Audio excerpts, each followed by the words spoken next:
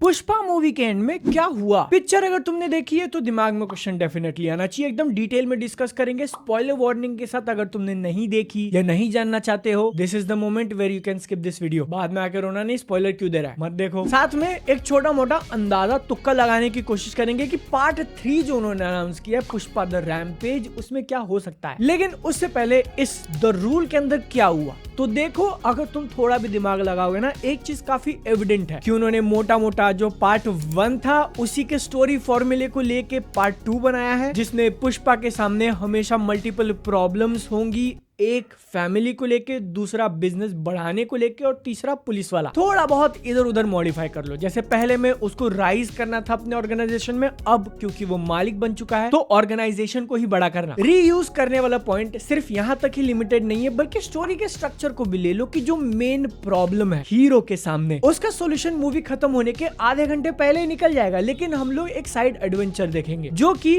अगले आने वाले पार्ट में जाके मेन बनेगा, इसका वादा करती है। यहाँ भैया हम लोग जो सेटअप कर रहे हैं वहां से कोई बड़ा विलन, बड़ा प्रॉब्लम सोच के देखो इस बारे में। पार्ट 1 सिंडिकेट का हेड वो पहले बन जाता है, फिर भंवर सिंह आता है, आधा घंटा पिक्चर चलती है। पार्ट 2 में इंटरनेशनल ट्रेड जो उसको करना था, लकड़ी को लेके सीएम बदलना था, वो हो चुका है। उसके बाद आधा घंटा पिक्चर चलती है, बहन किडनैप हो गई। बहन किडनैप होने से क्या हुआ, एक नए विलन की एंट्री हो गई जो पुष्पा के लिए अब प्रॉब्लम्स खड़े करेगा। सही बात है। और क्योंकि अब दोनों ही मूवीज चल चुकी हैं, अच्छा पैसा कमाएंगी बॉक्स ऑफिस के ऊपर, तो I don't see them changing this formula for part 3 as well, जो अभी डिस्कस नहीं करते। इसको होल्ड पे रखो दिमाग में, क्योंकि पार्ट 2 में क्या हुआ इसका एक मोटा मोटा रिफ्रेशर दे देते हैं। स्टार्टिंग में जापान वाला एक एक्शन सीक्वेंस दिखाया, कंप्लीटली रैंडम। फिर हम लोग कट बैक करते हैं, पुष्पा अपनी लग्जूरियस लाइफ जी रहा है, फुल शोबाजी कर रहा है। बीवी ने रिक्वेस्ट किया कि तुम्हारी एक फोटो मांगती है सीएम के साथ, तो हो गया एक बड़ा मिशन, बड़ा मकसद। पिक्चर की मेन स्टोरी, देश के बाहर जाता है, एक बड़े बिजनेसमैन के साथ ट्रेड करता है जिसके लिए बहुत ज्यादा माल की रिक्वायरमेंट है। इसको पूरा करने में एक छोटी सी प्रॉब्लम, भंवर सिंह, जिसका सोल्यूशन निकाल के उसको साइड में कर दिया। यही सॉल्यूशन निकालने में टाइम थोड़ा ज्यादा लग गया, क्योंकि वही कैट एंड माउस का चेस चालू है। पुलिस वाले ने इसके आदमी को मार दिया, फिर पूरे सिंडिकेट पे खतरा आया, माफी मांगो, सॉरी बोलो, ओपन चैलेंज की इस दिन इस तारीख को अपना माल मूव करेगा, तो वो पूरा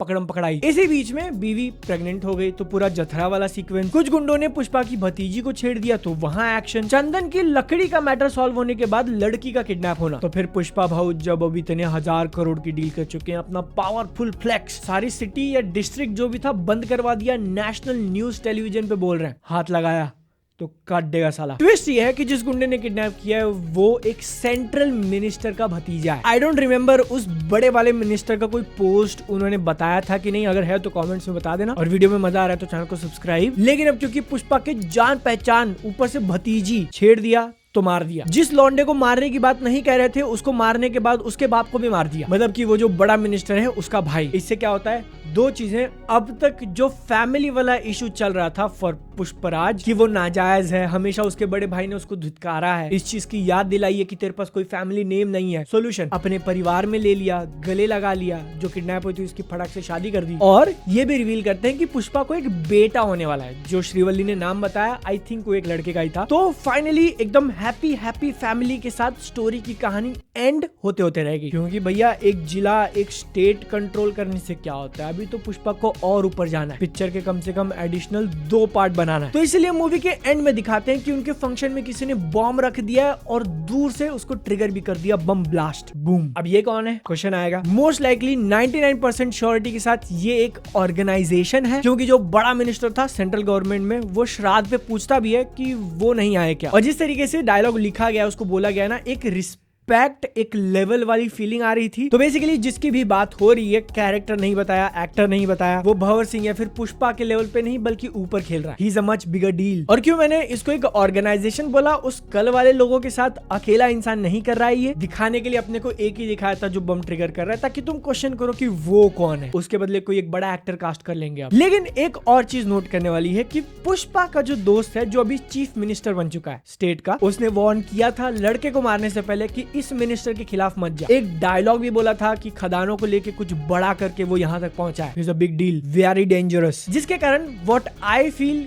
कि ये जो सेंट्रल मिनिस्टर है ना, वो भी इस ऑर्गेनाइजेशन स्कल वाले का पार्ट हो सकता है। जैसे कि तुम अभी पुष्पा का जो सिंडिकेट है उसके स्ट्रक्चर को समझो, काफी सारे छोटे छोटे बॉसेस हैं जो इस चंदन की लकड़ी को काट के उसको स्मगल करते हैं। इन सब के ऊपर बैठा है पुष्पा। इसी पुष्पा ने सपोर्ट दिया तो एक पॉलिटिशियन सीएम बन गया। क्लियर? वैसा ही कुछ कुछ मोटा मोटा ले दे के स्ट्रक्चर हो सकता है इस न्यू स्कल वाले ऑर्गेनाइजेशन का। कोल माइंस में वो लोग डील करते हैं जिनका एक बॉस है, बॉस के सपोर्ट से वो सेंट्रल मिनिस्टर बना जिसके भतीजे को मार दिया। तो इसलिए पार्ट 3 द रैम्पेज के अंदर हम लोग देखेंगे ये कोल वर्सेस लकड़ी, फुल गैंग वॉर। एंड जो बात मैंने तुमको बोली कि इसका स्टोरी स्ट्रक्चर वो लोग कैसे फॉलो करते आ रहे हैं, तो पार्ट 3 के अंदर अगर 3 प्रॉब्लम्स उसके सामने रखने हो पुष्पा के, तो पहला फैमिली, जो कि अब पता नहीं कितनी बचेगी, क्योंकि अब तक दोनों मूवीज के अंदर जो सौतेला होने वाली बात थी वो तो खत्म हो चुकी है। तो नया क्या क्रिएट होगा? बम ब्लास्ट में कुछ लोग मर गए, पुष्पा नहीं मरेगा डेफिनेटली। बीवी Srivalli, I don't think so. काफी अच्छा कनेक्शन और एक काफी अच्छा साइड दिख रहा था, लेकिन हो सकता है कि पुष्पा को एक बड़ा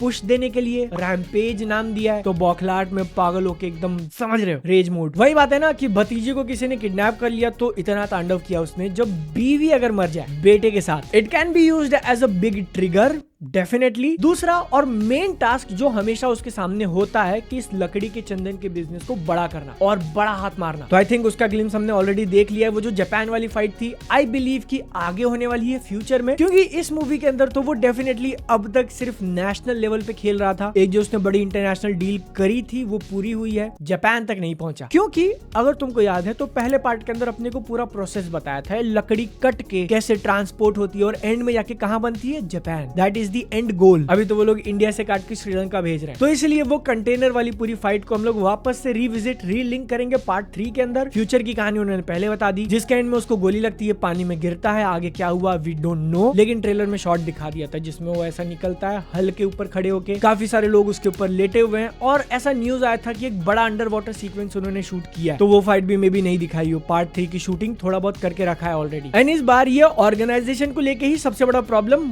वही कोल वाला होगा कि सामने से काफी डेंजरस फाइट आ रही है। एंड तीसरा प्रॉब्लम जो यूजुअली उसके सामने होता है, लोकल पुलिस वाले, जिसको लेके तुमको डेफिनेटली क्वेश्चन होगा कि भंवर सिंह का क्या हुआ। लास्ट हमने उसको देखा था, गलत लकड़ी पकड़ ली थी, जला दिया, उड़ गया, मरा नहीं है फॉर श्योर। आई मीन देखो, जितना उन्होंने प्रॉमिस किया था पार्ट 1 के एंड में भंवर सिंह को आधे घंटे तक दिखा के, उस पे तो पूरी तरीके से डिलीवर नहीं कर पाए हैं। एंड ऐसा कैरेक्टर जो तुमने पुष्पा के सामने खड़ा किया है, मजा आ रहा है देखने में। दोनों का अलग ही बैंटर चल रहा है, उसको इतनी आसानी से नहीं मारोगे। He is definitely coming back like 100%। क्योंकि फिर पार्ट 3 के अंदर एंगल दिखाओगे क्या तुम? सिर्फ गैंग वॉर? लकड़ी के बिजनेस को भी तो खतरा होना चाहिए। एक चीज जिसका अंदाजा नहीं लगाया जा सकता कि वो लोग पार्ट 3 के आगे और जाएंगे या यहीं पे खत्म करने वाले, क्योंकि अगर उनको 4, 5 भी बनाना है तो फिर से वही करेंगे। पार्ट 3 में दिखा दिया कि पुष्पा ने भैया सेंट्रल मिनिस्टर को भी हरा दिया, गैंग को हरा दिया, फिर लास्ट के आधे घंटे में कोई नया खड़ा होकर आ जाएगा, पार्ट 4 वर्ल्ड वॉर। या फिर अगर उनको खत्म करना है ये मेन स्टोरी, तो किस टाइप की एंडिंग पे जाएंगे वो? विल पुष्पा लूज एवरीथिंग और एंड में